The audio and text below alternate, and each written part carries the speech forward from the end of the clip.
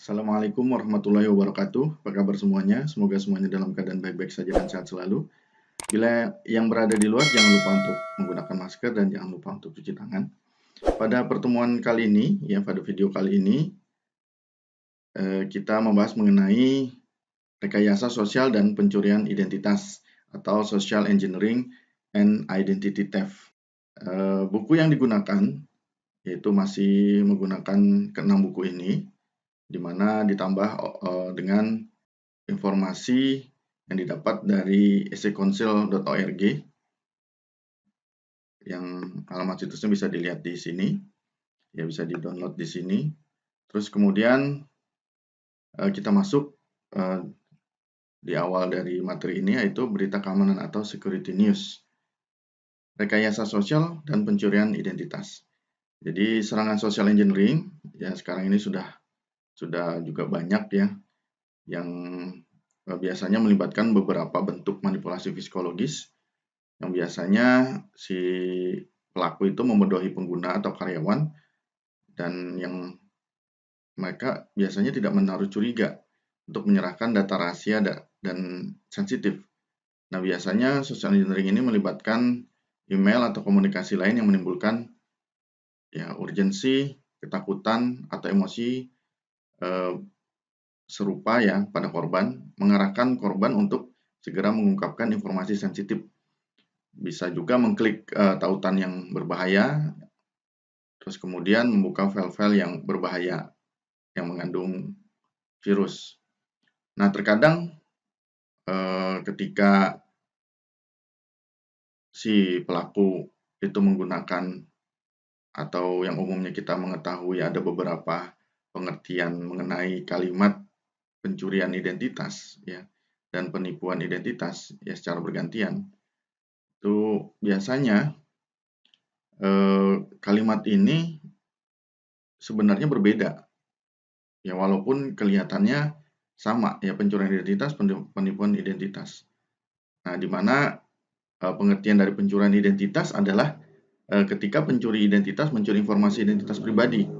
Informasi identitas pribadi mencakup hal-hal seperti nama, alamat, ya mungkin nomor BPJS, ya alamat email dan sebagainya. Sedangkan penipuan identitas adalah menggunakan yang tidak sah dari informasi identitas pribadi hasil curian untuk mendapatkan keuntungan finansial. Nah, informasi identitas pribadi ini antara lain adalah menggunakan akun kartu pembayaran curian. Terus kemudian dari cara-cara pembelian yang curang, terus kemudian mengambil kendali atas akun-akun yang ada yang mereka telah curi.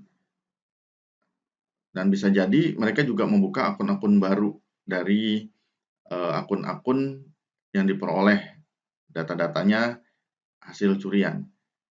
Di mana pada tahun 2019 di Amerika, Komisi Perdagangan Federal Amerika menerima 1,7 juta laporan penipuan yang mengakibatkan kerugian penipuan sebesar 1,9 miliar dolar. Nah, ini diperoleh dari sumber digitalguardian.com dan socialengineer.com.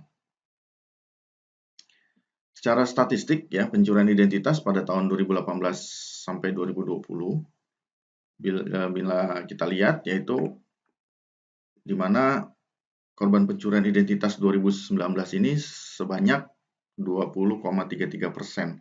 Ini sumbernya saya peroleh dari comparitech.com. Ini kejadian-kejadian yang berada di luar negeri. Terus kemudian jumlah total penipuan yang ada yaitu sebanyak 3,4 miliar dolar tahun 2018. Nah, berikutnya kasus pencurian identitas dilaporkan pada tahun 2020 sebanyak 13.000 kasus. Terus kemudian korban yang tahu kejahatan telah dilakukan sebanyak 13%, dan ada pelaku mengambil alih akun pada tahun 2019 itu sebanyak 72%. Jadi ini statistik pencurian identitas yang terjadi di tahun 2018 sampai 2020. Tujuan pembelajaran kali ini yaitu apa itu pencurian identitas, terus kemudian informasi pribadi yang dapat dicuri, bagaimana penyerang mencuri identitas, apa yang dilakukan penyerang dengan identitas yang dicuri, kemudian contoh pencurian identitas, bagaimana cara mengetahui apakah kita ya bisa mengetahui bahwa kita adalah korban pencurian identitas. Dimulai dari apa itu pencurian identitas. What is identity theft? Jadi pencurian identitas atau penipuan ID mengacu pada kejahatan di mana pelakunya biasanya telah mendapatkan bagian penting dari informasi identitas pribadi korban yang dia tuju, yang dimaksud ya. Apa yang diambil? Ya seperti tanggal lahir ya, nomor-nomor BPJS, ya, nomor kredit card ya, nomor PIN ATM dan sebagainya ya, bisa jadi juga sampai nomor SIM. Yang mana data-data itu nanti digunakan secara pribadi. Ya, makanya kemarin itu ada kasus kejadian di mana nomor KK yang di Indonesia, yang nomor KK, terus kemudian nomor KTP yang disebarkan melalui media massa itu sangat-sangat riskan sekali karena bisa jadi dipakai ya oleh orang-orang yang tidak berwenang, terus kemudian dijadikan data kita menjadi kejahatan oleh orang tersebut ya. Nah biasanya apa yang dilakukan yaitu untuk memperoleh keuntungan dengan menggunakan data pribadi kita tersebut. Nah, di mana efek-efek pencurian identitas itu bisa saja itu dikenakan tuntutan pidana. Ya, di mana ya tentu saja kalau data-data kita itu dipakai untuk kepentingan pribadinya mereka untuk memperoleh keuntungan, ya pasti ada masalah hukum ya sesuai dengan undang-undang dan sebagainya ya. Terus kemudian biasanya dengan adanya pencurian identitas, ya data-data kita diambil dan sebagainya, itu akan terjadi permasalahan ketika kita akan melamar pekerjaan, terus kemudian ketika kita akan mengajukan fasilitas kesehatan, BPJS, mungkin pencairan BPJS, terus kemudian jaminan sosial, ya terus kemudian mengenai rekening bank atau pengajuan kredit, kartu kredit dan sebagainya. Karena dianggapnya itu bukan data kita bisa jadi, ya. Karena data kita telah dicuri. Dan itu bisa mengakibatkan apa? Kerugian finansial. Ya. Ya, artinya ketika data kita dipakai, terus kemudian data kita digunakan oleh orang yang tidak berhak, ya, itu bisa jadi data di kredit kita, kartu kredit, ya, yang ada di bank, terus kemudian ATM, ya data-data kita sudah diketahui, ya, PIN-nya dan sebagainya, ya, secara finansial kita akan dirugikan. Jadi ini adalah efek pencurian identitas. Nah, informasi pribadi yang dapat dicuri atau personal information that can be stolen ya, itu biasanya apa yang dipakai? Nama ya. Bisa jadi namanya disamarkan, fotonya beda ya. Terus kemudian alamat. Alamatnya disamarkan sama, fotonya beda ya. Tanggal lahir. Terus kemudian nama ibu ya. Terus kemudian nomor telepon. Makanya sekarang ini ya rata-rata ketika ingin mendata, terus juga sampai dengan pencetakan ijazah dan sebagainya, perlu juga nama ibu, terus kemudian NIK ya, nomor induk kependudukan ya, itu perlu dicantumkan karena memang sangat perlu sekali biar informasi pribadinya tuh jelas ya. Terus kemudian ada nomor paspor ya, yang biasanya dicuri ya. Terus kemudian akte kelahiran yang bisa juga dicuri, nomor kartu kredit, rekening bank, terus kemudian nomor SIM, nomor jaminan sosial, BPJS, yang semua ini ketika dicuri, data kita disamarkan, diambil, ya kejadiannya itu sama seperti yang saya jelaskan di slide tadi. Ya, kita tidak bisa ketika mau melamar pekerjaan, mengurus keuangan, finansial, mengajukan kredit dan sebagainya, itu akan kesulitan, ya, karena data kita sudah digantikan fotonya secara pribadi orang lain, bisa jadi seperti itu. bagaimana penyerang mencuri identitas? How do attackers steal identity? Jadi ada 4 di sini ya, bagaimana penyerang mencuri identitas. Yang pertama dia melalui rekayasa social engineering. Nah, ini biasanya ya melalui pendekatan-pendekatan ya. Pelakunya itu tidak melakukan sesuatu secara teknis. Dia hanya biasanya membohongi, terus kemudian merayu ya, atau memanipulasi kepercayaan orang untuk melakukan tindakan tertentu atau membocorkan informasi pribadi tanpa menggunakan metode secara teknis. Ya ini pendekatan-pendekatan saja, rayuan-rayuan, sehingga kita akhirnya menyerahkan data pribadi kita ke orang tersebut. Ya. Terus kemudian yang berikutnya adalah pengelabuan atau phishing. Jadi penipu berpura-pura menjadi lembaga keuangan bisa jadi, atau sosial ya, atau pura-pura jadi kepolisian atau yang lain ya. Dan biasanya ketika dia menjadi lembaga keuangan itu mengirim spam atau pop-up untuk mengelabui pengguna agar mengungkapkan informasi pribadi, di mana isinya biasanya berpura-pura untuk memberikan transfer sejumlah uang. Ya, kita diminta untuk memberikan data kita. Ketika kita memberikan data kita, maka mereka mengelabui untuk memberikan sejumlah uang. Akhirnya ketika kita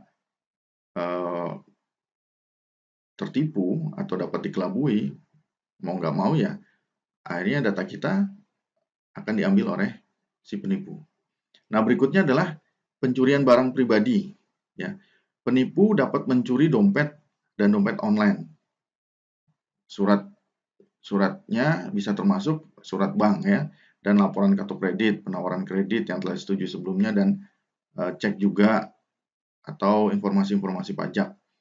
Jadi di sini penipu mencuri dompet-dompet online kita ya, online wallet ya, termasuk surat-surat bank, laporan kartu kredit, dan penawaran-penawaran kredit yang telah disetujui.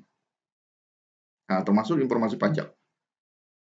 Nah, berikutnya adalah hacking. Hacking atau peretasan. Jadi penyerang dapat meretas sistem komputer untuk mencuri data pribadi kita yang bersifat rahasia. Ya, melalui teknik hacking ya, yang telah dijelaskan pada pertemuan-pertemuan sebelumnya. Nah, apa yang dilakukan penyerang dengan identitas yang dicuri? What do attackers do with stolen identity? Ya, bisa jadi yang dilakukan penyerang dengan identitas yang dicuri adalah menipu kartu kredit. Ya, penyerang membuka rekening kartu kredit kita ya, atau membuka rekening kartu kredit baru atas nama kita ya, nama korban, dan akhirnya apa, tidak membayar tagihan. Dia menggunakan kartu kredit orang lain untuk membeli. Nah, ini penipuan kartu kredit. Nah, penipuan telepon atau utilitas ya, penyerang mungkin membuka ponsel baru, ya, membuka ponsel, terus kemudian akun-akun yang berbasis wireless atas nama pengguna, terus menggunakan biaya atau mengenakan biaya pada akun yang sudah ada. Ya. Terus kemudian penyerang mungkin menggunakan nama pengguna untuk mendapatkan layanan listrik, pemanas, TV kabel. Jadi data-data kita setelah dicuri, ya, terus kemudian melalui telepon bisa saja penipu itu meminta kita untuk mengungkapkan data pribadi kita, sehingga mereka bisa saja untuk mendapatkan data kita itu agar kita itu diminta untuk membayar tagihan listrik, pemanas, TV kabel mereka, yang dimana nanti mereka tidak perlu mengeluarkan biaya, padahal listrik mereka ya, si pelaku, terus kemudian pemanas, TV kabel ya. Nah, ini bisa saja terjadi ya dengan melakukan telepon. Terus kemudian penipu lainnya adalah penyerang mungkin mendapatkan pekerjaan menggunakan nomor jaminan sosial. Jadi dengan cara menipu, si penipu itu mendapatkan pekerjaan yang menggunakan data-data dari korban. Terus kemudian data-data tersebut didapat dari informasi pengguna yang sah, sehingga ketika dikeluarkan atau dikeluarkan penangkapan atas nama pengguna yang sah, mereka tidak tidak ada data atau bukti bahwa si penyerang itu telah melakukan penipuan, ya, seperti itu.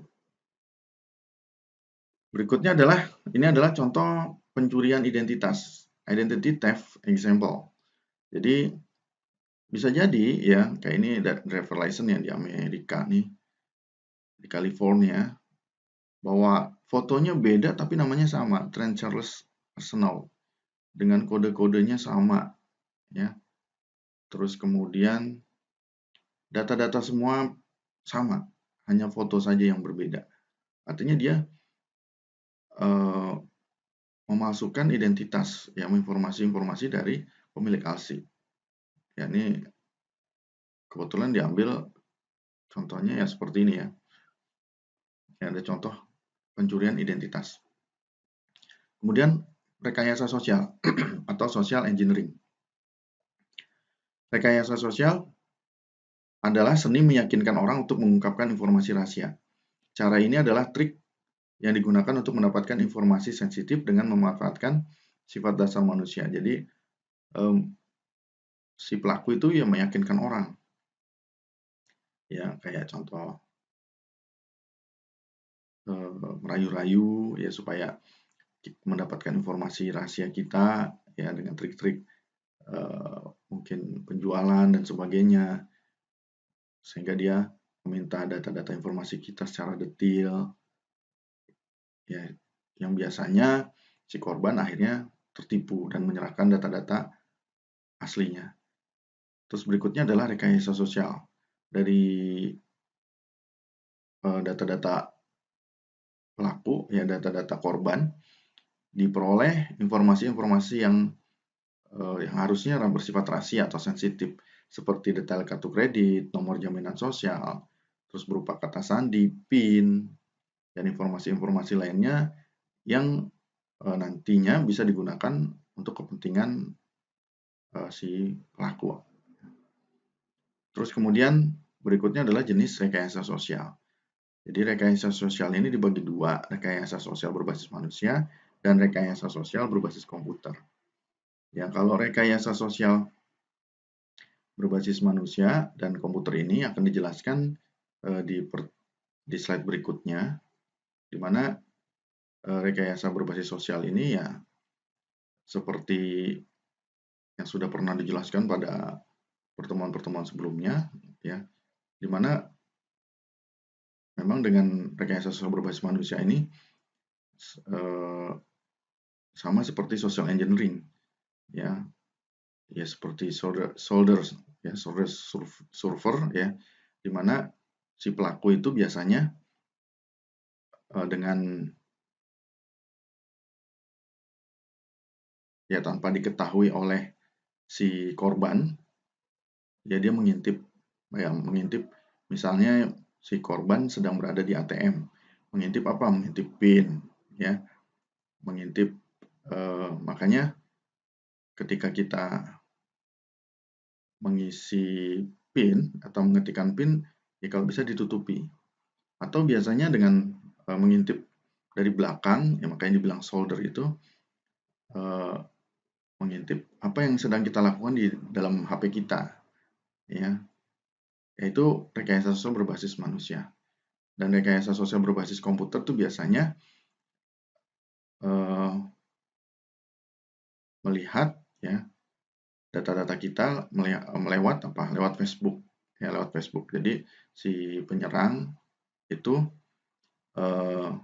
melakukan kegiatannya ya untuk mengambil data-data kita lewat media sosial. Nah, ini contoh rekayasa sosial atau social engineering example. Ya, contohnya adalah, "Hai, kami dari Konsesco Software. Kami akan merekrut orang baru untuk tim pengembangan perangkat lunak kami. Kami mendapatkan nomor kontak Anda dari portal pekerjaan populer. Berikan detail profil pekerjaan Anda, informasi proyek saat ini, nomor jaminan sosial, dan alamat tempat tinggal Anda." Nah, jadi data-data ini biasanya itu dengan cara telepon, ya, merayu kita, meyakinkan kita supaya kita menyerahkan data-data informasi kita secara pribadi.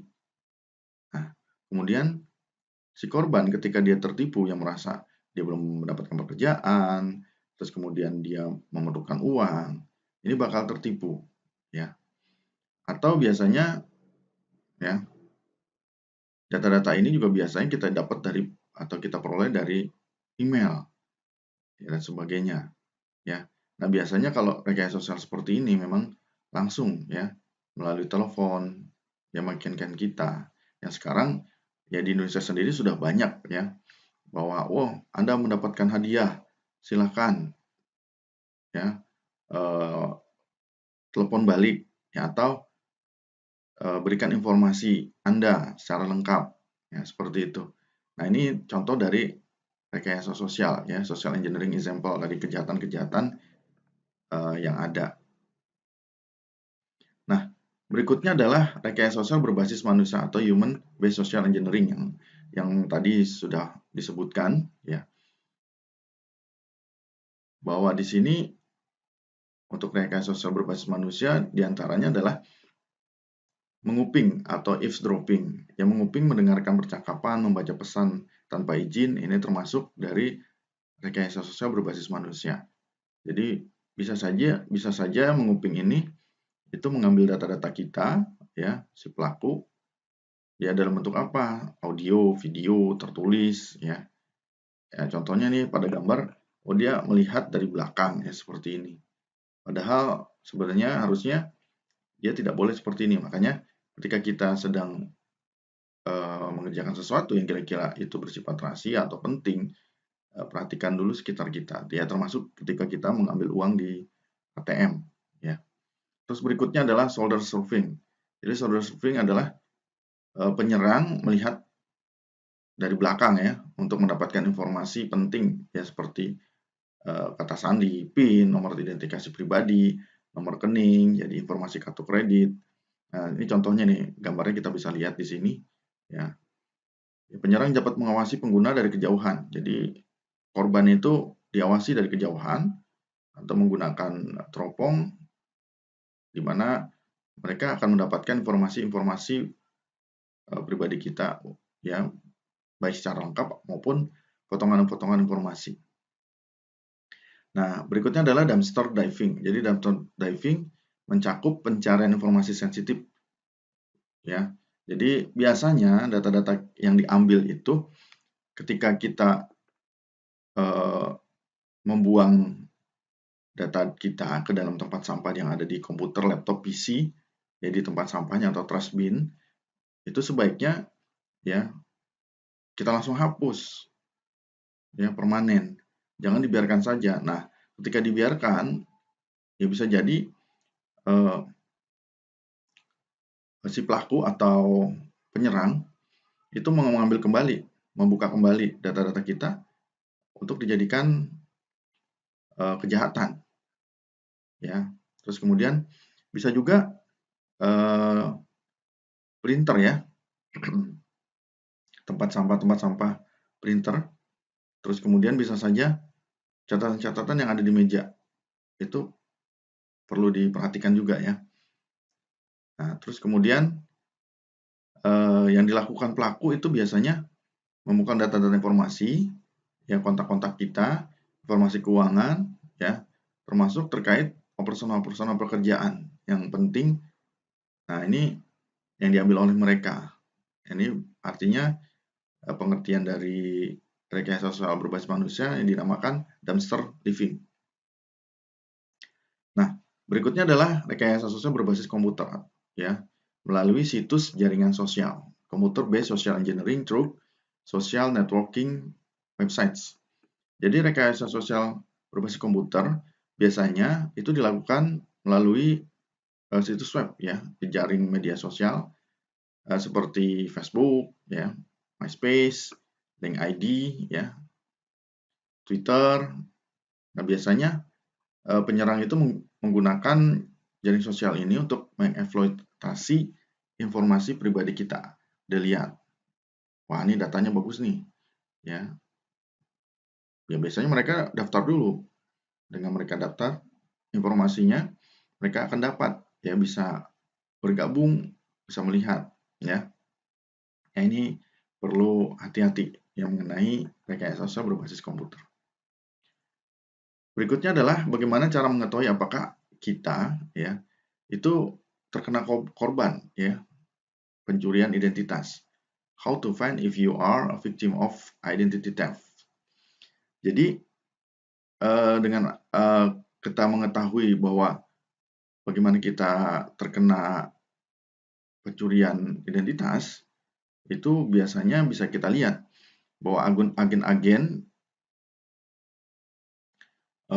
yang biasanya penagihan hutang dan sebagainya merasa kita tidak berhutang, itu akan menelpon kita, menagih hutang yang padahal itu bukan hutang kita. Nah ini salah satu mengetahui bahwa kita adalah korban. Ya. Terus kemudian ada tagihan-tagihan berikutnya, ya tagihan-tagihan pembelian barang, ya berupa faktur atau apa ya, bahwa kita tidak pernah membeli barang tapi ada tagihan. Nah ini juga termasuk dari kita terkena korban, ya. Terus kemudian yang berikutnya adalah kita tidak pernah biasanya ketika kita ada kartu kredit, ya terus kemudian ATM dan sebagainya, itu menerima rekening koran, ya. Ada tagihan-tagihan yang memang kita peroleh biasanya ketika kita memakai kartu kredit tersebut selama setahun. Nah, ini kita tidak menerima lagi, ya. Nah, ini perlu kita waspadai. Jadi kita termasuk dari korban pencurian identitas. Nah, berikutnya adalah bisa kita lihat bahwa email-email kita ya, di dalam email kita yang masuk itu sepertinya ada yang hilang ya, tidak ada.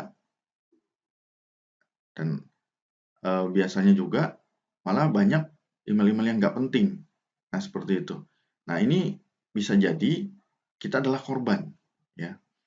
Nah, berikutnya adalah biasanya misalnya kita ingin mengajukan kredit ya, kredit mobil, kredit rumah dan sebagainya, itu dinyatakan bahwa kita ditolak ya karena apa? Karena reputasi kita dianggap buruk oleh pihak pemberi kredit ya, misalnya bank, bahwa dianggapnya kita banyak utang, ya banyak kredit yang belum dilunasi. Nah, ini bisa jadi kita adalah korban dari pencurian identitas. Ya ini untuk yang terakhir ini ya, kalau bisa memang dipastikan bahwa kita memang tidak pernah atau belum pernah melakukan kredit. Ya, walaupun melakukan kredit, pernah melakukan kredit, tapi diselesaikan secara baik-baik dan dilunasi dengan baik. Ya, nah, bila terjadi tiba-tiba ya harusnya kita memang dalam keadaan baik, terus kemudian dinyatakan riwayatnya buruk ya secara kredit, nah itu perlu diwaspadai. Dan ini adalah kita termasuk dari korban pencurian identitas. Oke, mungkin itulah pertemuan kita kali ini. Terima kasih sudah menonton video ini dan bila ada kesalahan saya mohon maaf. Assalamualaikum warahmatullahi wabarakatuh.